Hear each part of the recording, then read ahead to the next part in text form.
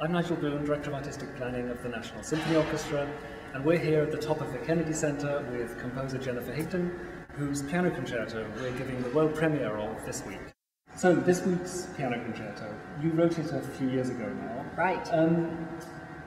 What were your thoughts about writing a piano concerto? It's, you know, the piano and the violin, the two big instruments. It's big, really isn't it? You know what, my first thought being a flute player was, oh my gosh, there are a lot of notes that one can play on a piano. And I think that probably stayed with me throughout the writing process. The other thing is there's so much repertoire for that instrument. There's a kind of weight of history that settles on your shoulders, really, and looks over your shoulder as you're writing. So I found myself looking at tons of piano concertos and noticing two things. I really love French piano music, and I was impressed by how much the Russians have given us. And Beethoven, the Russians and Beethoven. I kept looking at, so when I was writing, I thought a lot about the fact that I wanted those languages to kind of come into my American sound and kind of influence it a little bit. So, but I have to admit, it's the hardest thing I've ever written. There are two hands, there are a lot of notes, there's a lot of keyboard to cover, and so it was an interesting challenge. It was. How long did it take you? This one actually, I took about 6 months to write. Really? And that was writing pretty much every day for about 6 or 7 hours. It was enough that by the time I got to the end of each day, I was so tired, my brain was so tired I couldn't remember my name. What do you do at the beginning when you get a commission and you think, okay, I've now got to do this? Do you go away and meditate in a cabin on the lake, or do you actually just have the white sheet of paper and just start writing? I actually have about 3 months of total panic.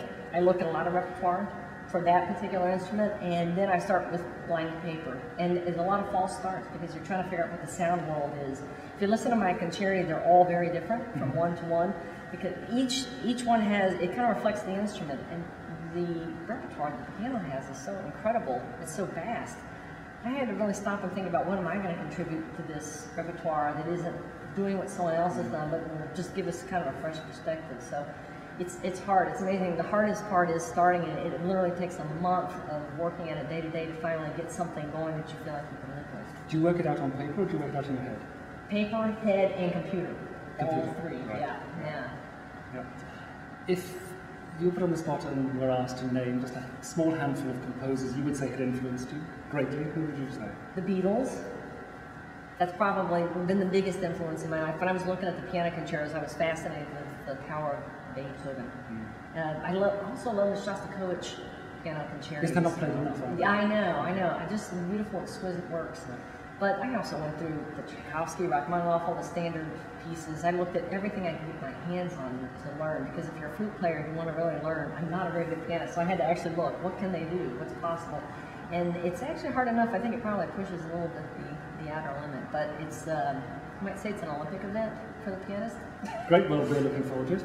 We hope you'll come and join us this week at the Kennedy Center.